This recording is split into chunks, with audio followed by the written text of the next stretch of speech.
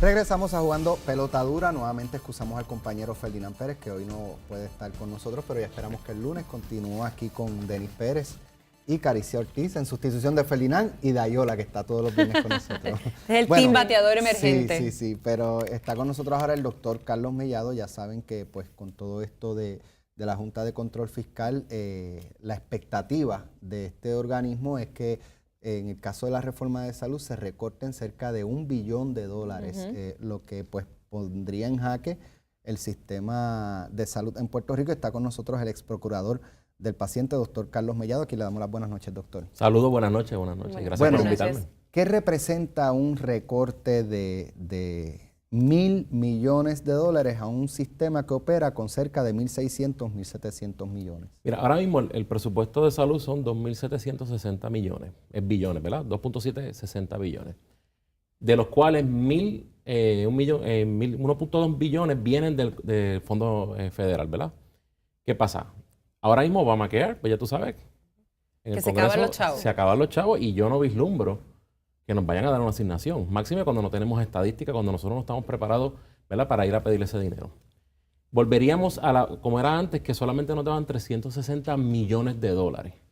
Por lo tanto, si tú sumas el Fondo General, más las asignaciones del 10% del CRIM de los municipios, más algo que es especulativo, que son los rebates de los medicamentos, que son alrededor de 150 millones, estaríamos hablando que el gobierno se quedaría solamente para manejar la reforma con 1.3 billones de dólares más o menos. ¿Y eso significaría una reducción de cuántas vidas? Bueno, si tú lo ves, si lo dejamos con 1.600.000 vidas que hay en Puerto Rico, estaríamos hablando que la prima bajaría más o menos de lo que son $160 por paciente a solamente de $75 a $80 por paciente, si los dejamos a todos los pacientes. Y eso obviamente pues no ¿Qué se cubre puede. eso? Por lo menos nada supraterciario te va a cubrir. Si tú miras el actuario de la prima, la medicina supraterciaria te puede costar como $36 o $37 por paciente por mes. ¿Supraterciaria qué es? Significa pues todo lo que es ortopedia, neurocirugía, cardiología, cirugías cardiovasculares, o sea, todo lo que el centro médico básicamente hace y hospitales, ¿verdad?, grandes. Y entonces pues, ¿cómo podríamos manejar la medicina? Por otro lado, tú sacar personas del plan médico significa esto, que esta persona no va a tener atención médica primaria.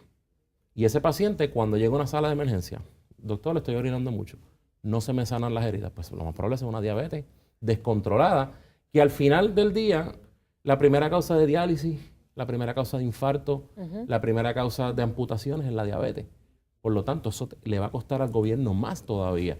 Y eso por ponerte el ejemplo de la diabetes, pero hay un montón de enfermedades más que se necesitan de medicina primaria. Doctor, ¿y cómo se ajusta ese panorama? ¿Cómo cambia si cambiase en términos de, con la aprobación del proyecto de la reforma laboral, de la conocida reforma laboral, que muchos han opinado que al cambiar la realidad de los empleados pudiera, ¿verdad?, haber más empleados. Más empleados solicitando, ¿verdad?, el plan público acogerse a la reforma. Y sobre, ¿verdad?, solicitando quizás asistencias sociales como también entra el plan. Obviamente médico. sí el desempleo, pero esas personas van a venir también a la reforma de salud.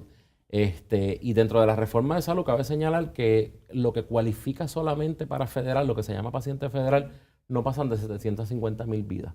Los demás lo que se llaman pacientes Commonwealth, que el gobierno de Puerto Rico hizo un state plan, aumentó el nivel de pobreza para que esas personas entraran. Pero todavía hay personas que no tienen plan. Y personas que se desemplean, pues obviamente caerían en lo que sería federal porque no van a tener un centavo. Si se ejecuta ese recorte de $1 billón, ¿podría Puerto Rico caer quizás en una crisis salubrista? Sí, y fíjate, ¿cómo te digo? Yo no creo que el gobierno pueda aceptar eso.